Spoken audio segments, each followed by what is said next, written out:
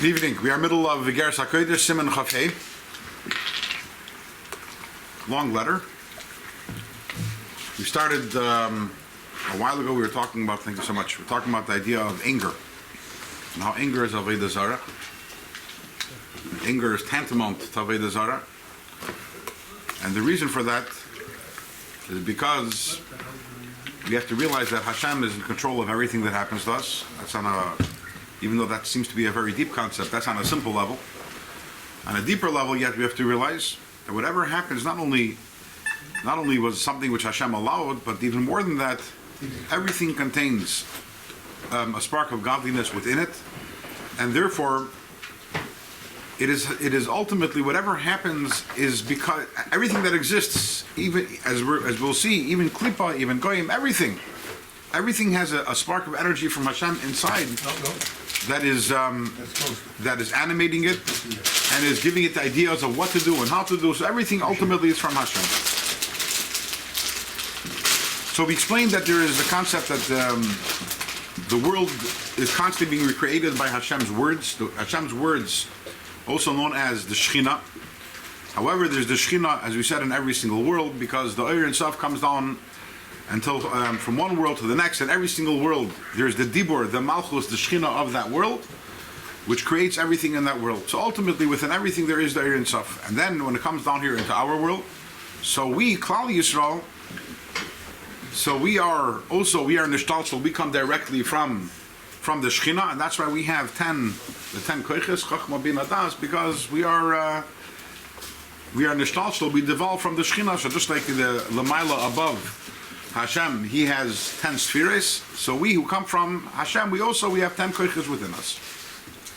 That's where we are. And then we went a little further, but I want to repeat the last few lines of what we learned last time. We're going to start on page 280. 280? Yeah, where it says, V'hinei zelu umazeh. Where's that? Let's see if you can find it. Second paragraph. You found it, Ruben? Letters. You see it? Oh yeah, in the beginning? I was talking at the beginning, I thought it was the middle. Is that on page 280? Yeah, it's the second paragraph. V'hinei zelu umazeh. This opposite of that, meaning that we know that Kedusha and Klippa are always balanced. Yesh asara kisrei de misavusa. There are also 10 impure koiches. They're known as the 10 crowns of impurity. And last class we explained why the koiches of Klippa are called crowns. And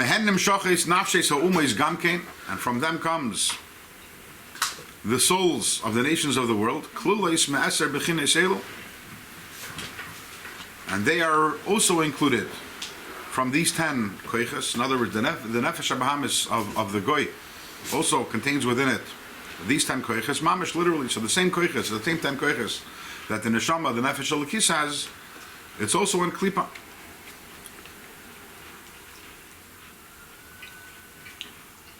But ultimately, where does this energy come from? The energy in Klippa is also from Kedusha,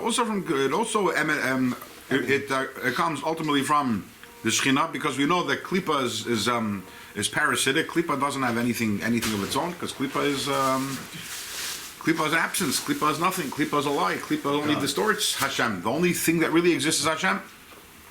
But the energy of Hashem also enters the Klippa, and therefore in Klippa also there are the 10 koiches, which are a reflection of the 10 koiches from where it comes from, which is Kedusha. It is known that which is written in the Sefer Gilgulim from the Arizal al Pasuk Asher Shalata Adam Ba'Adam L'Raleh. There's a pasuk that says that one person rules over the other person, but it is to that first person's detriment. What does that mean? I believe we explained this last time, but I'll go upon him to go through it quickly this time also. What does Adam mean? Adam is the structure of 10 spheres. So there's the Adam of Kedusha, which is the 10 spheres of Hashem, and then there's the Adam of Klippa, which is the 10 koiches of Klippa. So the pasuk says Shalata Adam ba'Adam, that the one Adam rules over the other, which means Klippa rules over Kedusha. Le'raloi, but ultimately it is to the disadvantage of the Klippa. It is to the detriment of Klippa. So in Sefer Agil Gulim it says, Shehu Soid Golos Hashchina B'Techa Klipas. What is the concept behind this pasuk? This is the idea of the Golus, that the Shechina is in Golus within the Klipas. Lach Yosam, the Shechina. What is the Golus? That you have holy energy. The energy of the Shechina is within the Klipas. Lach Yosam, it gives them life. Ulahashlitam ata bizman hagolus, and it causes the klipos now to be in control now in the time of golus. So everyone over here sitting on this table has new Tanyas, but there are going to be some people afterwards who are going to be watching this video, and if they're following along in Tanya, and if they're not following in the new print, they're probably going to notice some discrepancies between what I'm saying and what they're seeing in their Tanya. And the reason for that is because this whole paragraph was heavily censored in Tanya, which was printed, but now this is the new print where they have the original version of Tanya. So just Censored by who? it was censored in order to be able to pass through the Goyish censors. We spoke about this a few weeks ago, no? Yeah. This idea, yeah. You'll see why, because you'll see why soon. This is it's somewhat of a harsh paragraph about non-Jews, so therefore it was censored. The bottom line, what is he saying over here? That we have over here this idea that Klipa now controls Kedusha. That's Golus HaShechina. What does Golus HaShechina mean? When it says that Shechina goes into Golus, it means that the Shechina is forced to, Kaviyachol, to give energy and life to the Klipos, and the Klipos are in control. However, as the Pasuk says, it's L'Ra'loi. The Pasuk says, Klipa is all satisfied and excited about the fact that right now it's in control. In this Olam Haza, Klipa is in control. But the truth is, it's all one big trick. It's all one big game. And the truth is, who's the trick on? The trick is on Klipa. Because ultimately, this whole system of Klipa is coming in control is L'Ra'loi. It's a disadvantage for the Klipa. Because at the end, it's going to end in the downfall of Klipa. How is that? We're going to see soon. But ultimately, this is a divine ploy that the energy of Hashem enters the Shechina, and it's in Golus over there. It's in Golus, and who's in control is the Klipa. But ultimately, it's L'Ra'loi. V'lachin, and therefore, Umeis Sheiltin Ata Al Yisrael, and that's why the nations of the world are right now, they control the Yidden. In the center Tanya it says, "V'lachenu Umeis Hoyu Sheiltin Al Yisrael." Therefore, the nations ruled over Klal Yisrael in past tense. But Alter Rebbe wrote now, and that's why now, right? The nations rule over Klal Yisrael, and even today, when we have a state of Israel, the Goyim still control Klal Yisrael. They rule Klal Yisrael, but the decisions that are made in the Knesset and the government very much is because what is America going to say and what is the UN going to say? The Goyim are in control. Now, why is that? Because where does the neshama of the Goyim come from Klipa? And the Shechina is in Golus within them, meaning what? Over here in this world, what is the representation of the Shechina? Is Klal Yisrael, because our neshamas, we have within ourselves the 10 koiches of Kedusha. So we represent the Shechina. The Goyim represent Klipa, because their neshamas, their nefashis come from the Eser Kisrin de Misavusa, the 10 impure, the Asara Kisrin de Misavusa, the 10 impure. And therefore, since in Golus we have a state where the Shechina is in Golus in the Klipa, how does that manifest over itself in our world? It manifests that the Yidden, who are the representation of the Shechina in this world, are in Golus and controlled by the Goyim, who represent the Klippos.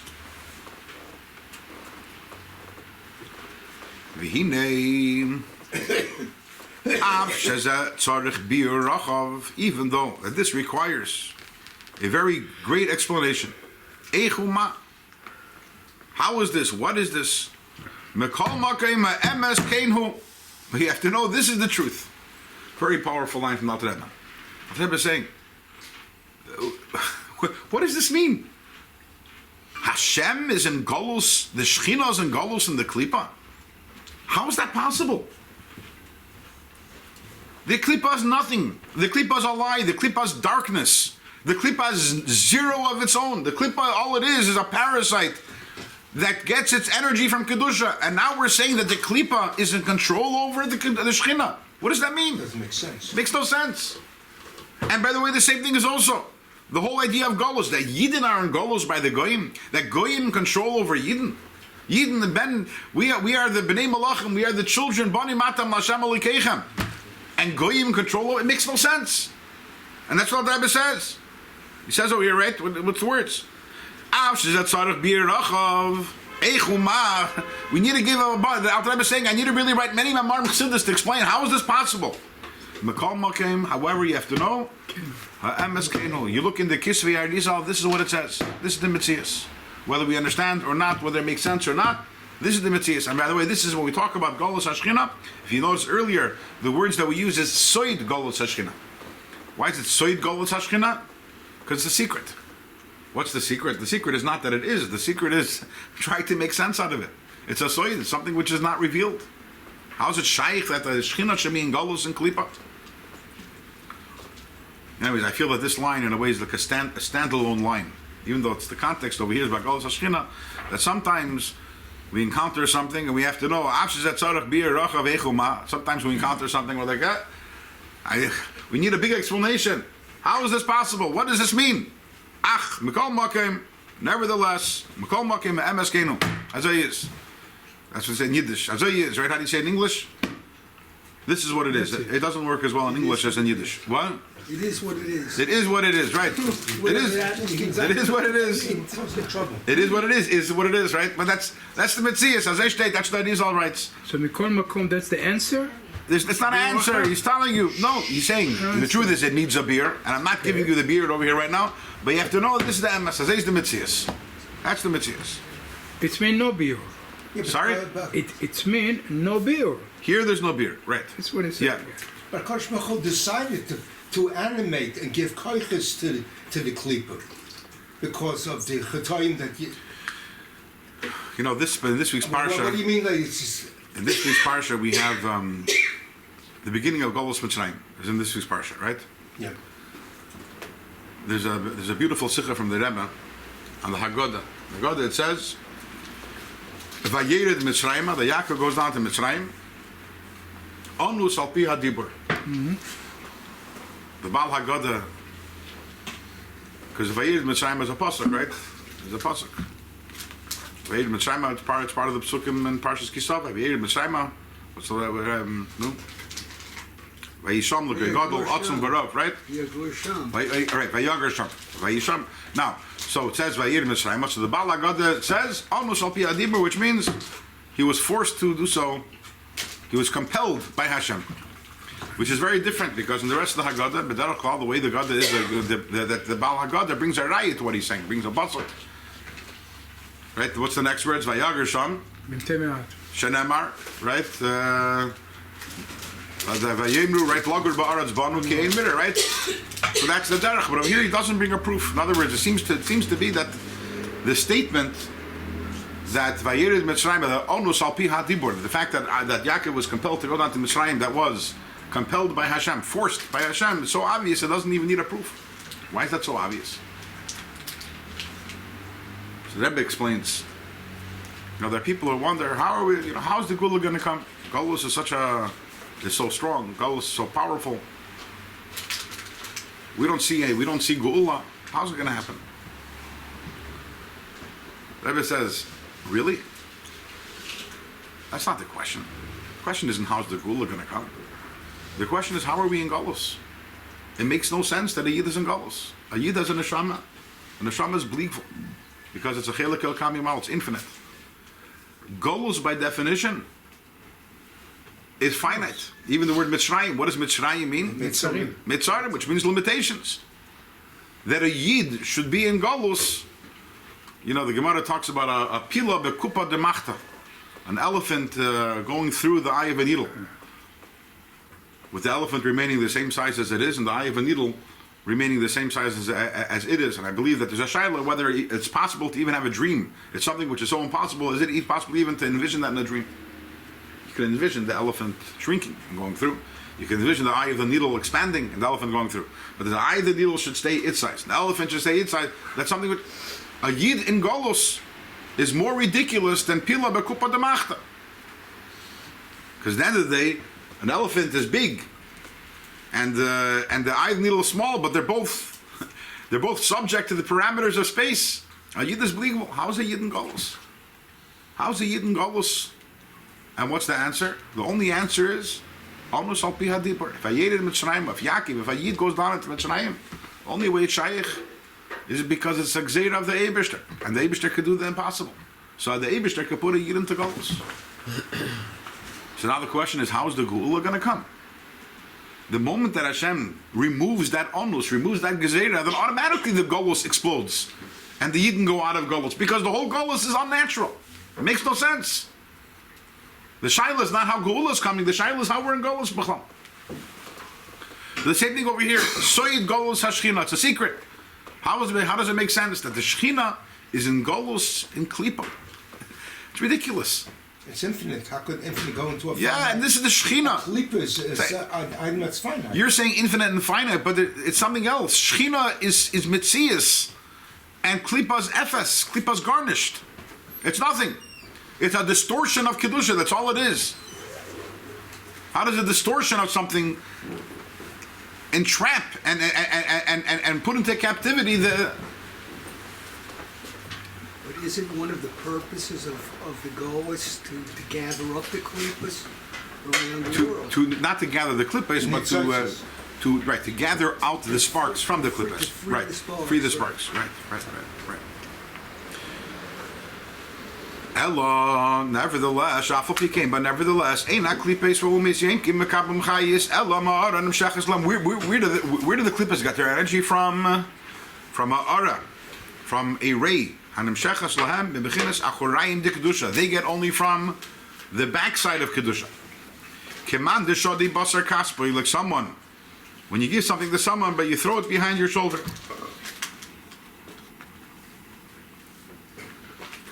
This is something that we've talked about in Tanya on different occasions. When Hashem, the energy which goes to Klippa is called Achurayim de Ratzon. The backside of Hashem's Ratzon, just like when you give something to someone that you don't like, but you feel you have to give it to them. You don't even want to look at them. You throw it behind your shoulder. So the same thing is also, that's the way it is by the Eibishter. They're getting a very diminished level of Hashem's Ratzon. You know, that we discussed, there's Pnimiyas HaRatzon, Chitzoniyas HaRatzon, and Achorayim HaRatzon. Like using an example of a wedding, right? So imagine that your child is getting married. Someone's child is getting married, and that person is planning the wedding. So that person hires a caterer, orders a lot of wine, flowers, music, photographer, invitation. Does the person want all of these things? Who doesn't like music? Who doesn't like good food? Invitations are nice. Of course he wants them.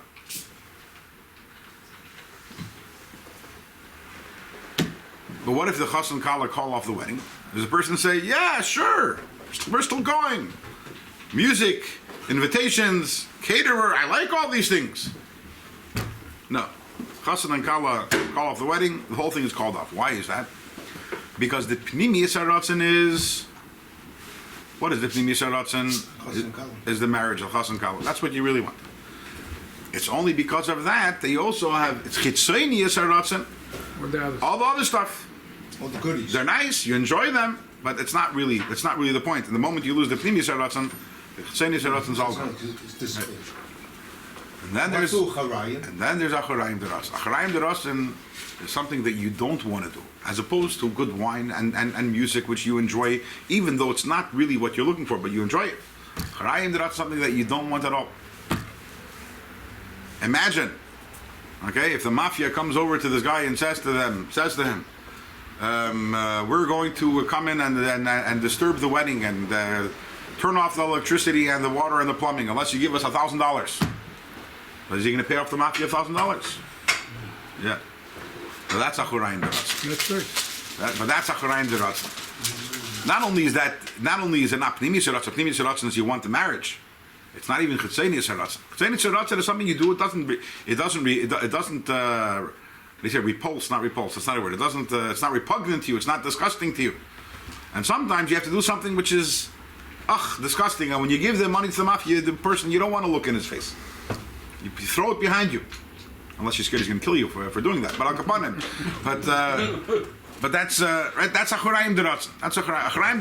But at the end of the day, a very important point is that every single one of these things is Ratzon. Meaning, even when you're giving it to the mafia, why are you giving it? You're giving it because you want to give it. Because everything you can't move, you don't move a finger without Ratzon. Ratzon is what you want. The question is, what is the real Ratzon, and what is the baggage of that Ratzon? So in that, there's Chitzenius Ratzon, Achorayim Deratzon.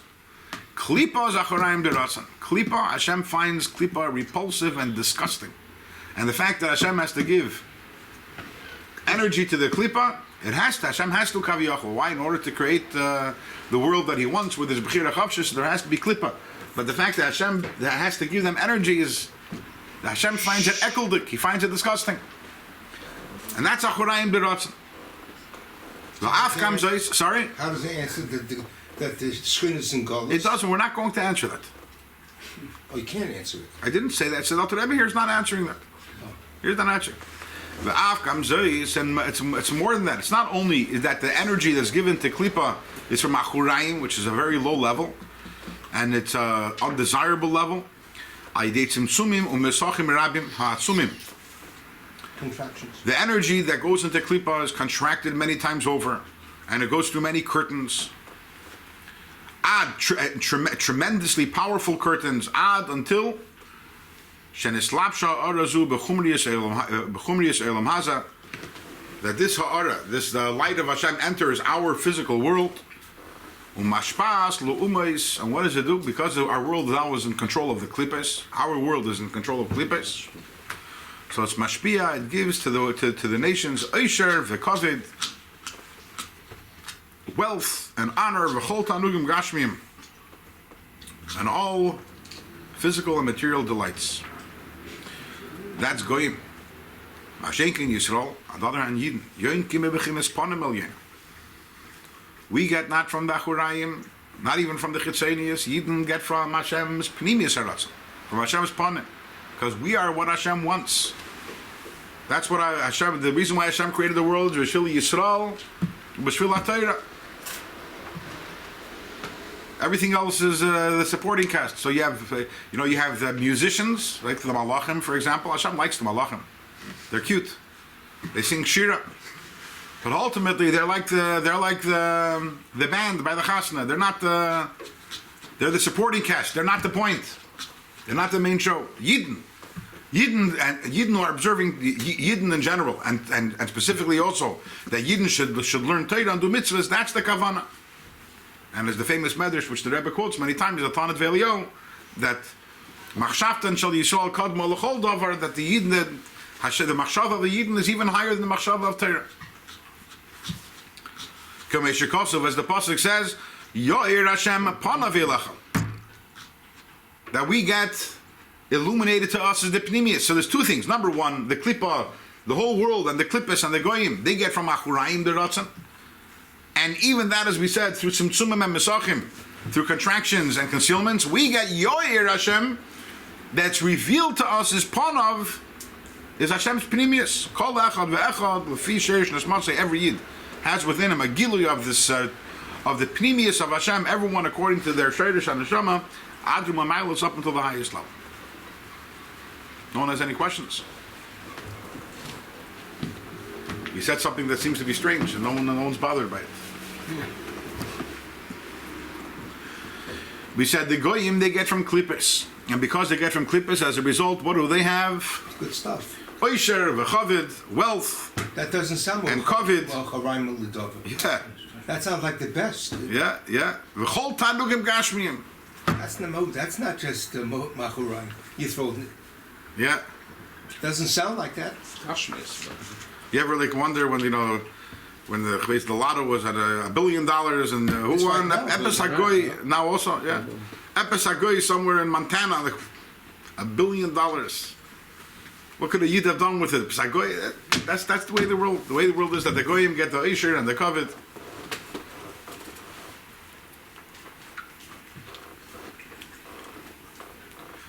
There's a mimer from the Rebbe, somewhat of a famous mimer. So the mimer, Dibur HaMaskul B'Yom Mashti Yasser Yom. And the Rebbe there quotes a medrash, interesting medrash, that talks about the Medrash is on the pasuk. If I remember correctly, Hashem minos chelki ata toimer geroli. Hashem is my portion. If I recall correctly, that's the pasuk that the Medrash is based on. The Medrash says over there, a mashal of a melech, that one day he opens up his palace to everyone. So people come in. And there's one person who says, Ano nosiv duchsin. Another person who says, Ano nosiv afarkasim. In other words, one person got lost and got all excited about one kind of officer. Another one got excited and lost about a certain minister. Each one, and there was one chacham, there was one wise person who said over there, Ano nosiv malka. I'm not interested in any of these ministers or any of these people. King. I want the king. And the Rebbe talks about this at length in the Maimer. Why is that a chokhmah? Why do you need to be a chochem to say Ano nosiv malka, to want the king? Isn't the king greater? And there's a whole adichas over there. But one of the main nukudas of the Maimer over there is because ultimately, when you have a shaykhis to the king, and obviously that's the Yidden, which Yidden say Ano nosiv malka, right? What's the lashon of the pasuk I said? Hashem minos chelki. Hashem is my portion.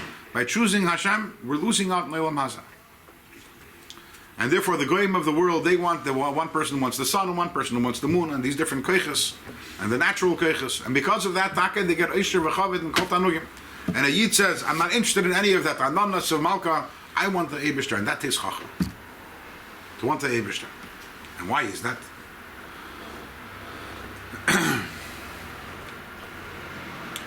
It's explained in Chassidus in different places. For we're mentioning here the energy that the klipa gets. Ultimately, the energy that the klipa gets comes from a place of makif. A very, very high level of godliness. That's the shayrish of the unika of klipa. Why is that? Because for klipa to be able to receive energy, it needs to go to a place that's so high that it doesn't pay attention. It doesn't pay attention, it doesn't notice. Because if it's a lower place in godliness, then it says, you're not worthy, you're deserving. But if you go to a higher place in godliness, where there you have kechashecha ko'era, light and dark is the same thing, good and bad is the same thing. Oh, klipa, you want whatever you want. You're bad, good, shmud. That's a chilik. That's at such a high level. And that's where klipa receives its energy from. And on that level, what do you want? You want Eisher? No problem. Kovid? No problem. I don't care about you. Take what you want. What does makim begin? That's something that hovers. It's outside. A higher level. Yeah, a higher level. Whatever you want this. Whatever you want, take it. I don't care. Duba's garnished. You're nothing. Think about it as a parent. What? Think about it as a parent. You're sitting. Imagine you're by a bar mitzvah. And someone comes and asks you kid comes and asks you to pour him a cup of soda. Sure, no problem, cup of soda. Your kid comes and asks you to pour him a cup of soda. What do you say? Pour it yourself. Or, it's really not good for you. Maybe better have water. Or one cup. Don't have the other kid. Another cup? Take another cup. A third cup, a fourth cup, a fifth cup. Whatever you want. As long as you're happy and don't bother me. Take whatever you want. My kid.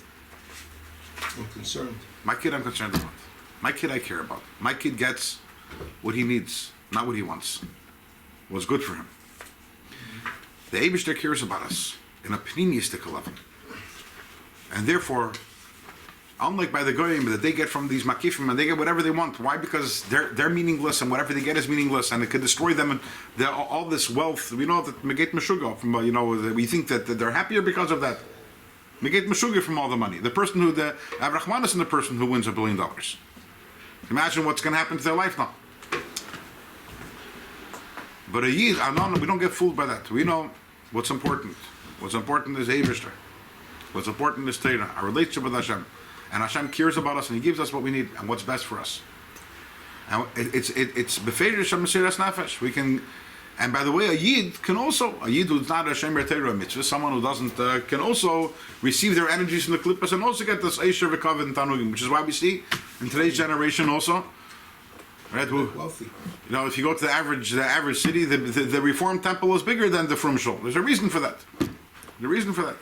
Even though the Chayra makes no sense, right? I got a question. 1 second, let me just finish the point. I'm sorry. Finish the point.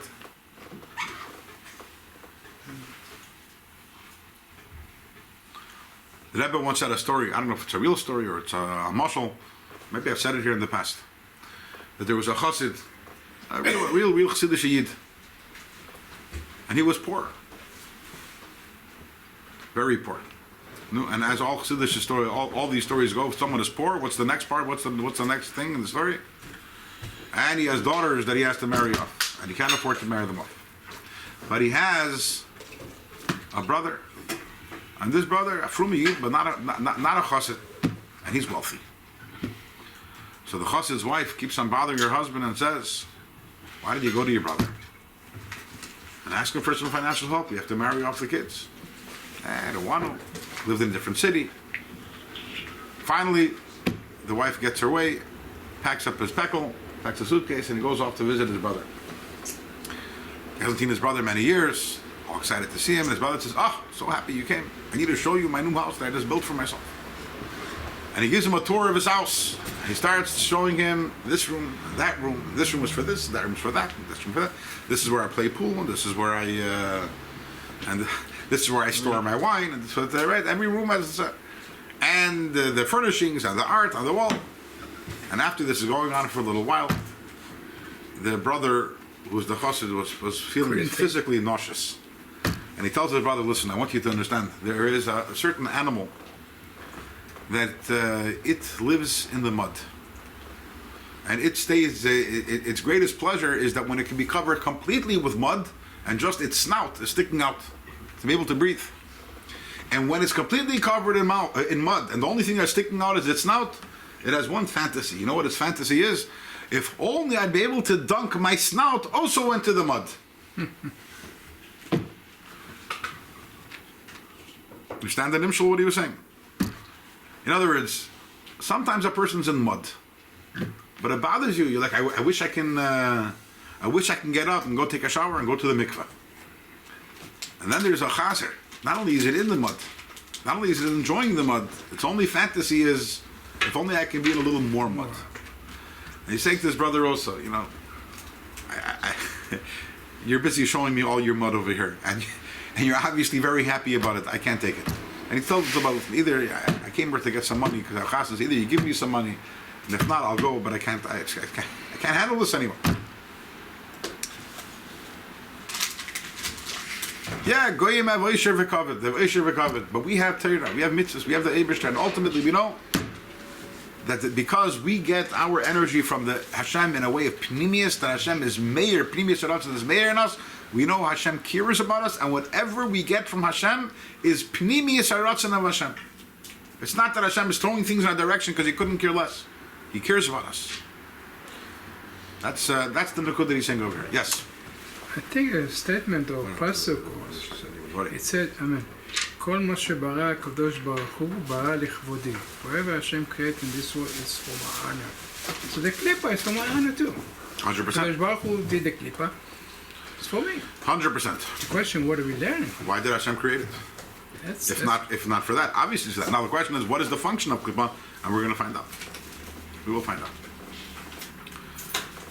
Not today, but next week. Next week, yeah. That's it. You have to come next week. You gotta hold him to that now. It's called a teaser. But we already got some sort of clue when we said before there's liralei. Remember we said yeah, ultimately this is one big game and Klippa is all excited, but ultimately this is all going to lead to Klippa's downfall. And not only is it downfall, this is going to be a tremendous boost for Kedusha. How is that? We'll see. So what do we have? The bottom line is, where are we? We know that every single thing that there is Einod Movade. It's the Dvar Hashem, that's within everything. Even in Klippa also, it's also only the Dvar Hashem. Elama, in the case of, there's the Golus Hashchina, which means that Kaviyochu, that the Shechina is forced to give energy to the Klippas, but even then, It's a divine energy. Divine energy, which means that Klippa can't do anything without the Eibishter, because ultimately it's everything's from the Eibishter. Even in Klippa, there's the 10 koiches of Klippa there also. The 10 koiches of Klippa, that is a tzimtzum and a tzimtzum and a tzimtzum and a contraction of ultimately of the 10 of the Shechina and the 10 spheres of Hashem. After everything that we just talked about, which are something that Alter Rebbe says, this is revealed to everyone. What do you mean revealed to everyone? Sasson, you knew all the stuff before? No. No. But he meant for those people who are versed in the Sifrei HaKabbalah and the Kisvei Arizal, and this letter was addressed, as mentioned, to the Misnagdim in the city of Vilna. And the Misnagdim in Vilna, there were many of the Misnagdim who knew Kabbalah. There wasn't, the Gra himself was a tremendous mekubal. So Alter Rebbe wasn't, he didn't have to convince them about the correctness of what the Arizal says. He says, this stuff is known. Look in the Kisvei Arizal. You'll see everything I'm saying. It's all correct. So now we're ready to return to our original conversation. Remember, we started off talking about anger, which, as we mentioned, the Chazal tell us that kol hakoyis ki'ilu eved avodah zarah. They're getting angry. It's tantamount to avodah zarah. This is when it comes to milida alma. This is when it comes to worldly matters.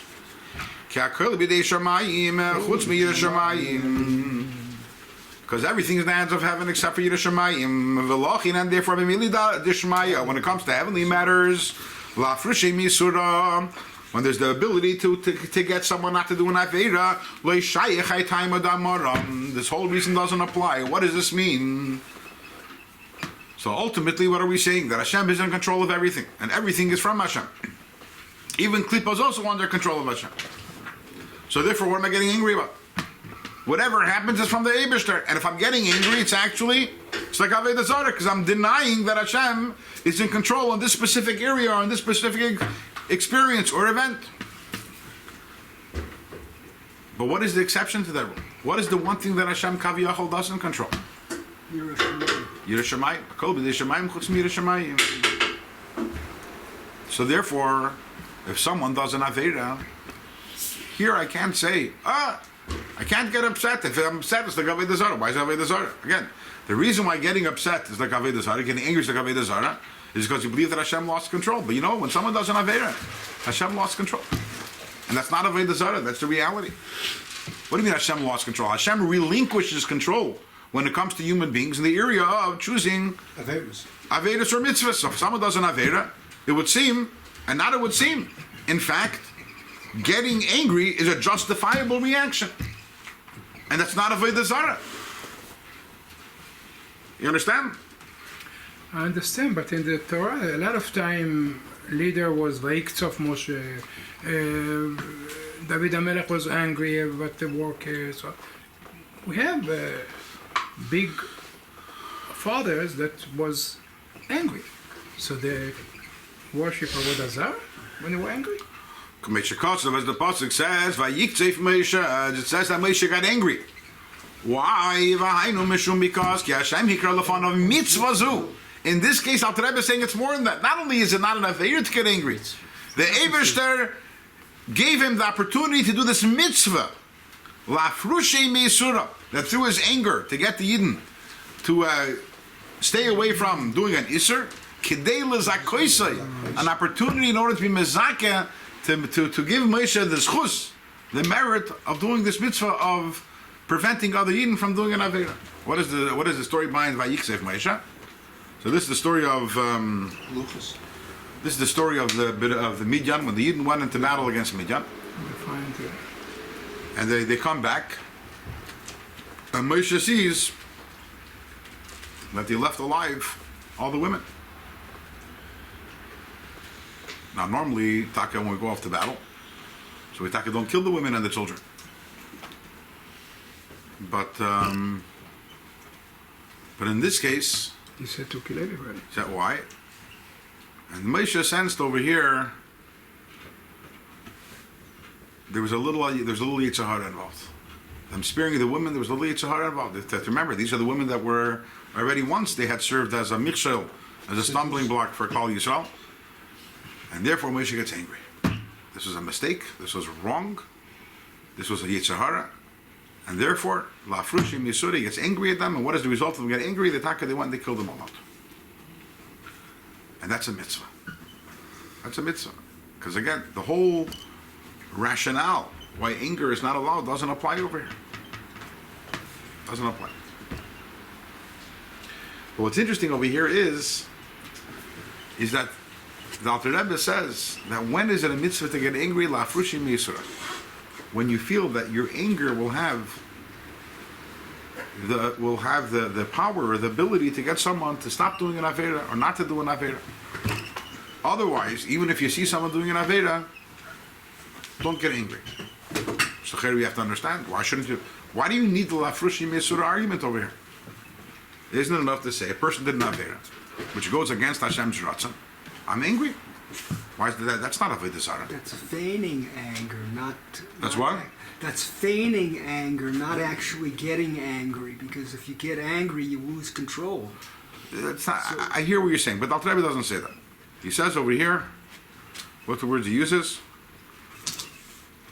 Vayiktzef Moshe doesn't mean that he faked it. He got angry, and that was a mitzvah to get angry.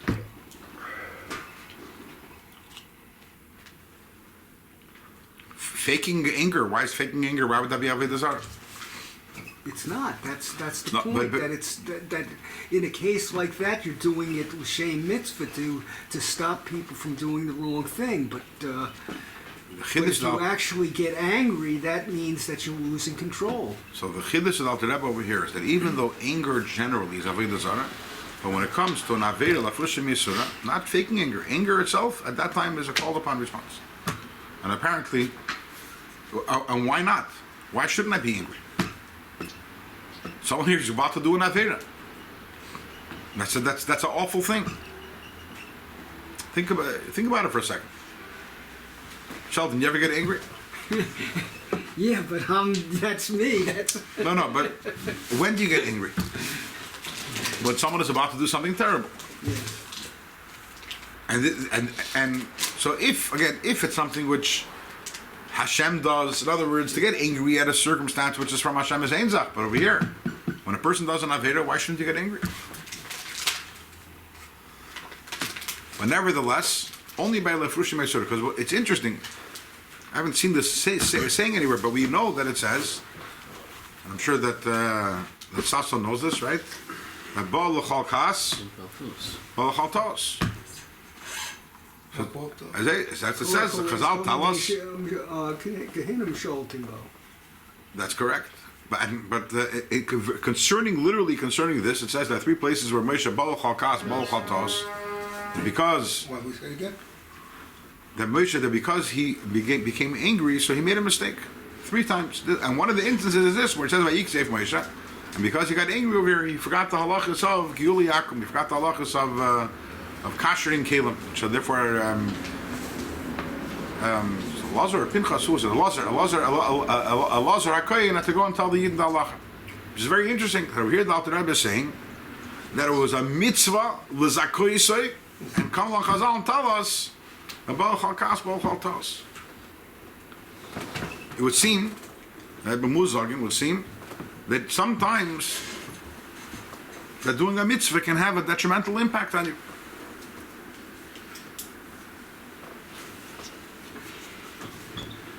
There's a famous Eir Chaim when it talks about the Ir Hanidachas. So the end, the pasuk says over there. The pasuk says over there that Hashem, if you do the mitzvah correctly, Hashem v'nosan l'cha rachamim v'richamecha. He'll give you mercy and He will have mercy on you, which is obviously a redundancy. So the Eir Chaim explains that you realize the Ir Hanidachas is it's a massacre. It's a massacre, and the Yidden are commanded to go to war Kill everyone, and to kill everyone. if it existed. Now it's a mitzvah. It's a mitzvah. If I recall correctly, because I'll tell us that someone will bring Ir Hanidachas to bring a carbon. It's a mitzvah, but even though it's a mitzvah, there's a negative side effect, which is that when you do things that are mean, you become a mean person. And therefore the Eibishter says, V'nosan l'chor rachamim. He's going to give you rachamim. In other words, he's going to give you a special bracha that this is not going to impact you, and you will still remain a rachman. You will remain a compassionate person. But a nidachas isn't by war; it's by the Bezdin sentences everybody to death. And no? and everyone just stands there and goes like this and says, "Kill me." Look at the Rambam. The Rambam describes the process that all the Yidden gather together and they do a battle and they put a siege. How do you kill a whole city? You think Bezdin says, "Okay, all you're dying," and everyone lines up? If not, these are Evdei Avodah Zarah. But they exist. And they just look at the Rambam. So how do you conduct a trial then in a case like that? You have to conduct a trial. These are details. You can look in the Rambam. I believe it's in Hilchos Malachim, and look over there, or Hilchos Malachim, Hilchos Sanhedrin. It's definitely in Sefer Shoftim, and look at the details of it. But the bottom line, what the Chaim says remains. Kas, anger, it has a negative effect on a person, because anger, by definition, like you're saying, to the extent you lose control. Anger hijacks you to a certain extent, and therefore, even when it's a mitzvah to get angry, it has a negative impact, which is l'chayra. Why? And does that mean that you shouldn't get angry l'fresh misara? No, it's a mitzvah. You have to, and sometimes you do a mitzvah with mesiras nefesh. It might hurt me, but I still have to do the mitzvah. And Moshe Rabbeinu, he did it with mesiras nefesh. He was going to make a mistake, but it's a mitzvah l'zakoyse. It's coming to be mezakeh. But ultimately, this is only used when we have li'afrushi mesura. If there's not going to be any benefit from you getting angry, then all you're going to get is the loss. All it's going to get is the negative side effects of getting angry. So why should you do that? And that's why Moshe chose instead. And that's why, even though the whole concept of kol hakoyes kilo eved avodah zarah does not apply by someone who's doing an aveda, still it should be reserved only in an instance where it is needed li'afrushi mesura, to separate someone from an aveda, because otherwise it's a loss without a gain.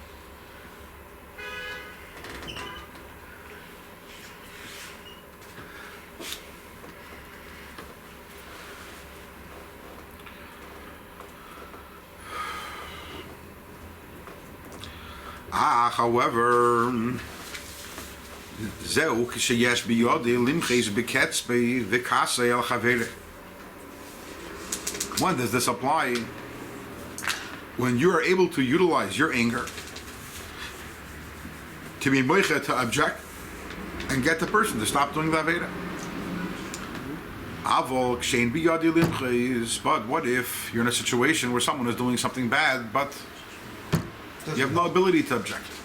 It's not going to help you anything. Great, for example, let's say that you're davening and a goy is speaking and trying to disturb you.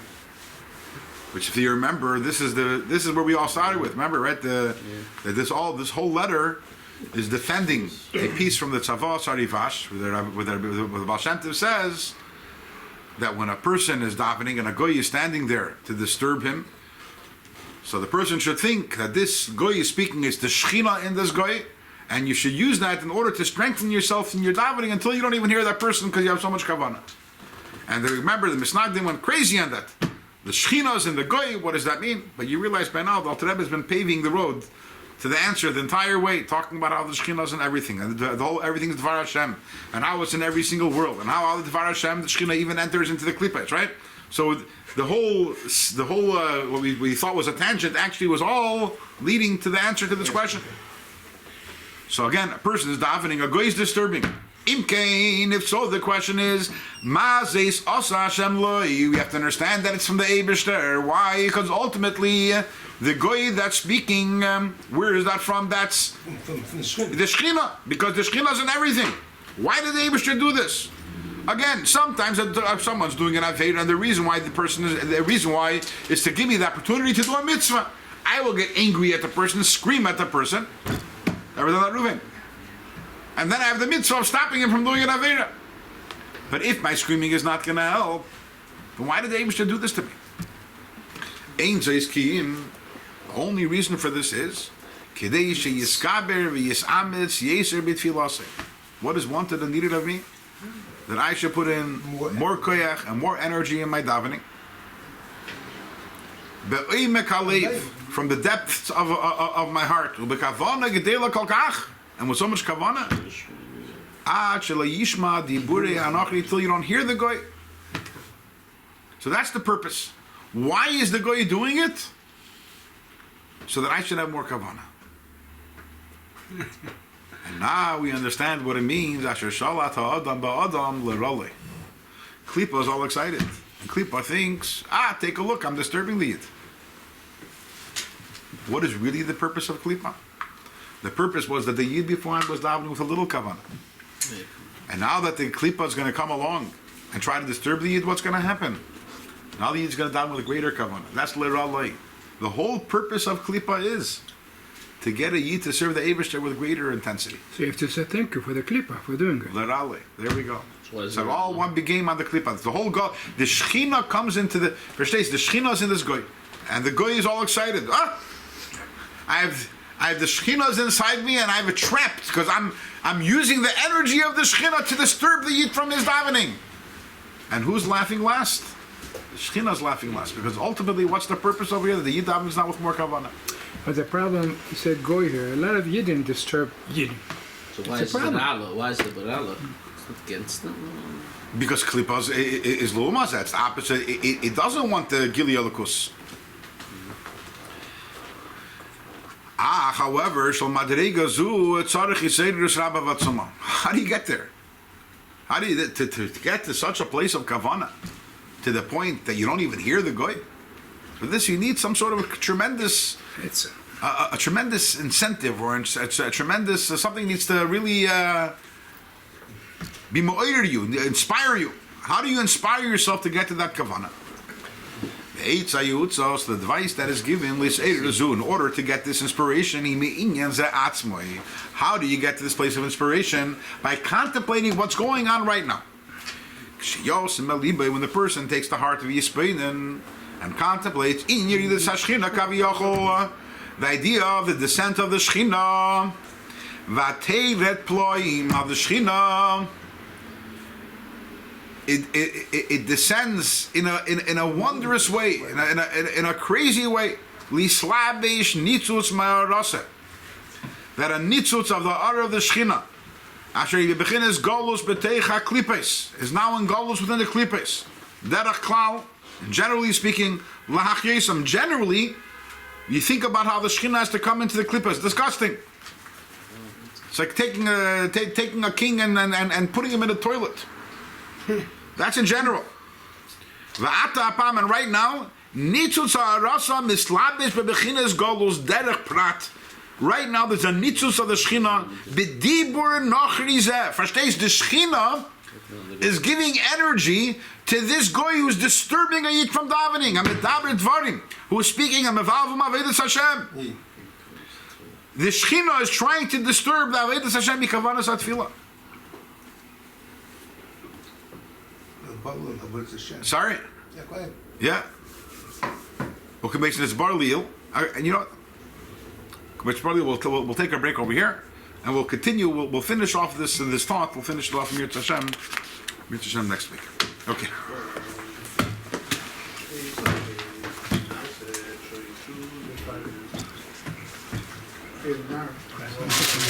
We drop early. What? 5 minutes, something for the parsha.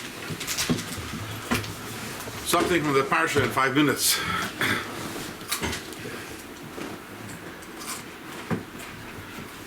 So many things happening in this parsha.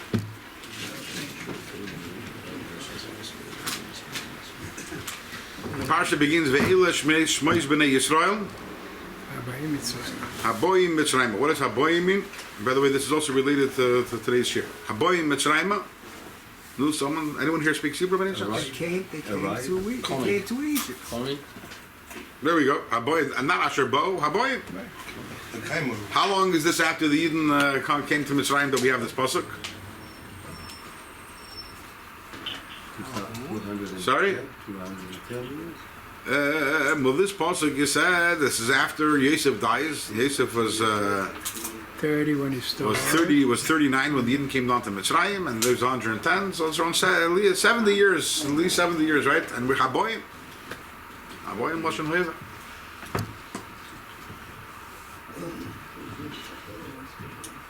So Nasicha the Rebbe, Shabbos Parsha Shemois, Tafshin Nun Aleph, 32 years ago, the Rebbe said that what is the hero from this? We look at Golus, we're here, how long are we in Golus already? 2,000 years. This is our home, this is our reality, this is our existence. Here we are, the Yidden came into Golus 70 years ago, and what do we say? Haboim. They just walked in. In other words, at every moment they felt they don't belong here. They were just plunked into Golus. And the Rebbe says over there, they're just like the B'chol Yim V'Yoyim, Chayav Adam Liris Atzmei Kilo Yatzam Mitzrayim. So if Kilo Yatzam Mitzrayim, if I left Mitzrayim yesterday, then how am I leaving Mitzrayim today? Muslim Zogin, the B'chol Yim V'Yoyim, Chayav Adam to say Kilo Hu Nichnas Mitzrayim, that today I came back into Mitzrayim. And that's why I have to leave it again. Haboim, that's what's Haboim. I'm coming in again. And this is the attitude that a Yid has to Golus, is that this is B'chal. It doesn't make a difference that we're in 2,000 years in Golus. This is unnatural for a Yid. I don't belong here. I belong in Eretz Yisrael. And therefore, I will always ask me, Golus, I can't believe I'm in Golus. It's as if Golus began today. And this is related to what we spoke about earlier on in today's share. This idea that Soid Golus HaShechina, the idea of the Shechina being in Golus, the idea of Yidden being in Golus is unnatural. It makes no sense. And when we have that perspective, then we're never at home in Golus. And we don't consider ourselves limited by the Golus. We realize it's unnatural. And Mir Hashem, the unnaturalness of this will end. Take it from Yad. And we'll see you.